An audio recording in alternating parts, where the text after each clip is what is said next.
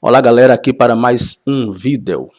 E hoje vamos finalizar a série de vídeos sobre casamento, falando acerca do seguinte tema, o seguinte assunto: divórcio, repúdio e novo casamento. Amados, as pessoas confundem ao acharem que repúdio é sinônimo de divórcio. Mas repúdio não é sinônimo de divórcio, ou seja, repúdio e divórcio não são a mesma coisa. A palavra grega para repúdio é apóluse, do radical apolo. E a palavra grega para divórcio é apostasion, que quer dizer carta de divórcio ou conta paga. Agora, para simplificar, o repúdio ocorre quando há uma separação não legalizada, não oficializada. Isto é, o marido despede a mulher, ele manda esta mulher ir embora da sua casa e não dar-lhe uma carta de divórcio. Ele não legaliza essa situação, ou seja, acontece apenas o repúdio.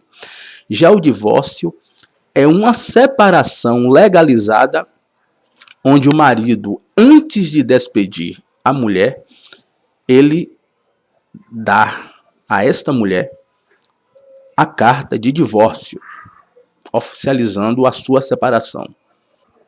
O divórcio dava à mulher a possibilidade da mesma voltar à casa dos seus pais, ou até mesmo a possibilidade dela contrair um segundo casamento.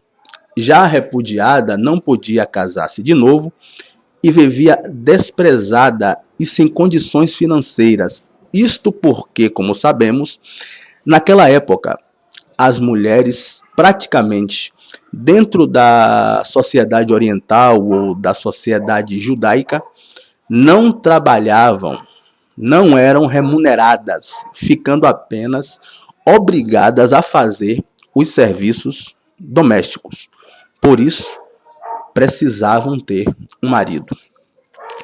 Era comum os homens desprezarem sua esposa e casar-se com outra, ficando aquela mulher presa à lei do marido, não podendo casar-se de novo. Normalmente, os homens não gostavam de dar a carta de divórcio às suas esposas por dois motivos. Primeiro, por vingança, A mulher aprontou alguma com ele, e por vingança, eles não davam a carta de divórcio. E segundo e principal motivo, por avareza, porque eles tinham que pagar para obter tal carta. E ainda isso, o divórcio envolvia perda de dotes, isto é, o divórcio saía e ainda sai muito caro para os homens. Pronto, depois da pequena introdução ao qual fizemos, vamos ler o texto. Leiamos juntos, atentamente. Mateus capítulo 19, a partir do verso 3. Vieram a ele alguns fariseus e o experimentaram, perguntando: é lícito ao marido repudiar a sua mulher por qualquer motivo? Então respondeu ele: não tendes lido que o Criador, desde o princípio, os fez homem e mulher, e que diz: por esta causa deixará o homem pai e mãe e se unirá à sua mulher, tornando-se os dois uma só carne? De modo que já não são mais dois, porém uma só carne. Portanto, o que Deus ajuntou, não separe o homem.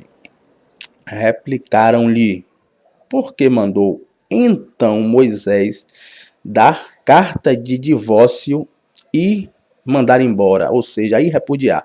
Primeiro, olha que Moisés mandou. Moisés mandou dar a carta de divórcio para posteriormente mandá-la embora, ou seja, repudiá-la. Respondeu-lhes Jesus: por causa da dureza do vosso coração é que Moisés vos permitiu repudiar vossa mulher. Entretanto, Não foi assim desde o princípio. Eu, porém, vos digo, quem repudiar sua mulher, não sendo por causa de porneia, relações sexuais ilícitas, e casar com outra, comete adultério. E o que casar com a repudiada, comete adultério. Aqui é um pequeno acréscimo, né?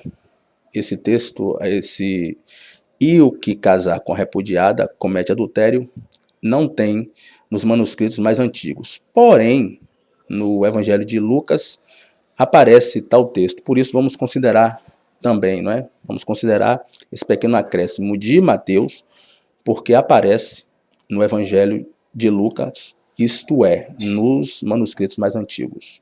Os fariseus queriam saber a interpretação de Jesus acerca deste assunto, porque para ver em qual escola, em qual linha de raciocínio, em qual linha de pensamento judaica, dentre as mais tradicionais estão a escola de Hillel e a escola Shammai.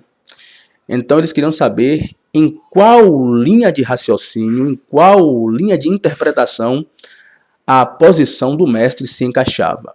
Haja vista que a posição de Hillel era aquela mais flexível e condescendente, enquanto que a escola de Shammai, a linha de raciocínio de Shammai, era mais precisa e rigorosa, né?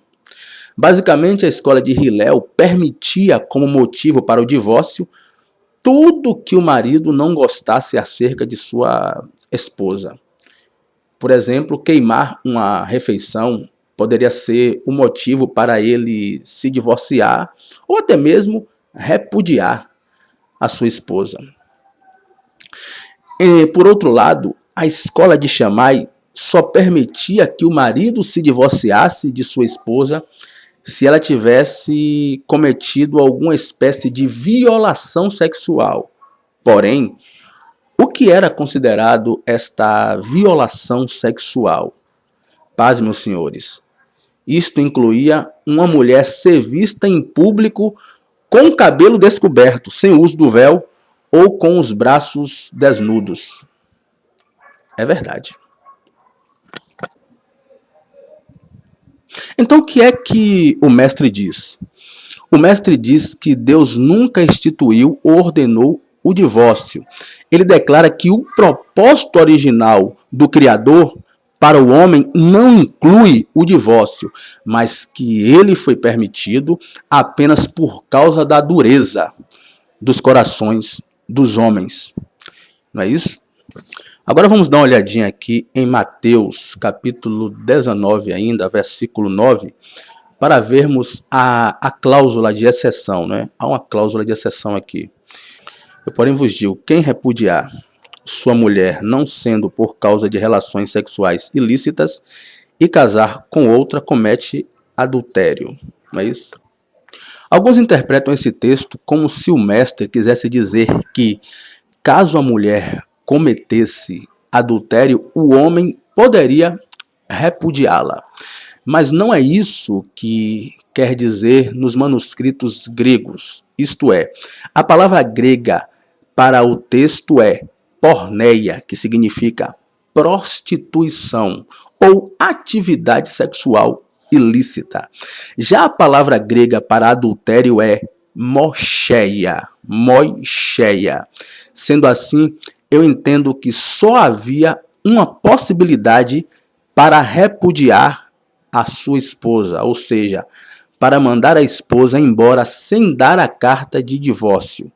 É se essa mulher se entregasse a uma vida devassa, se entregasse à prostituição, ou seja, praticasse o sexo com um e com outro aleatoriamente, se transformasse em uma prostituta de vez.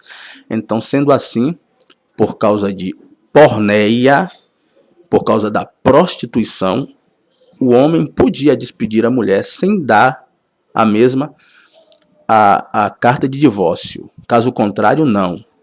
Vocês me entenderam? O mestre, o Messias, não era contra o divórcio. Ele era contra o repúdio, que eu já expliquei anteriormente o que é divórcio, o que é repúdio. E depois do divórcio, a mulher podia ou pode casar de novo? Os divorciados podem contrair um segundo casamento? Podem sim. Quem diz isso? A Bíblia. Vamos a Deuteronômio capítulo 24. Deuteronômio capítulo 24. Se um homem tomar uma mulher e se casar com ela, e se ela não for agradável aos seus olhos, por ter ele achado coisa indecente nela, e se ele lhe lavrar um termo de divórcio, olha, lhe lavrar, fazer um termo de divórcio, e lhe der na mão, e a despedir de casa, primeiro ele dá o termo de divórcio, depois ele despede essa mulher. Primeiro divórcio, depois repúdio, entendeu? Primeiro dá o divórcio para que ela possa voltar à casa dos pais ou até mesmo possa contrair um segundo casamento. E depois do divórcio vem o repúdio. Pode mandar embora para que ela viva a sua vida. Verso 2.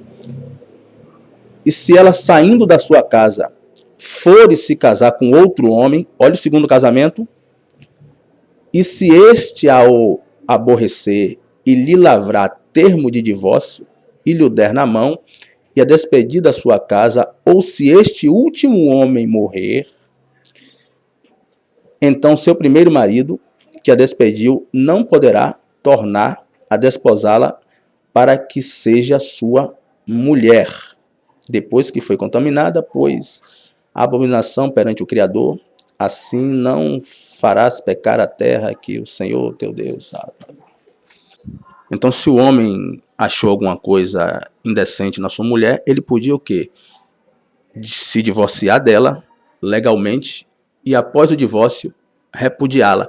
E está escrito que esta mulher podia sim contrair um segundo casamento. O que não podia é ela voltar ao seu primeiro marido. A lei não permitia. Mas que ela podia, depois de divorciada, se casar de novo. Entendeu? Se vocês quiserem um texto auxiliar, recomendo-lhes que leiam Jeremias capítulo 3, o versículo 1. O mestre veio para cumprir a lei. Ele veio cumprir a lei e dar a interpretação correta da lei. E é isso que eu estou mostrando aqui, né? É isso que nós estamos mostrando aqui. Agora, para finalizar o vídeo, eu queria dar minha opinião. Eu acho que o divórcio não é legal, principalmente para os filhos, né? Mas se não houver outro jeito, se separem legalmente e se já se separaram, se você é uma pessoa divorciada, você pode casar de novo. Agora você pode casar de novo, você que se divorciou, se casou e ficou com peso na consciência, eu te garanto, depois que você assistiu este vídeo, sua consciência está mais tranquila. Porque o que o Messias condenou foi o repúdio e não o divórcio. Valeu? Um abração aí, galera.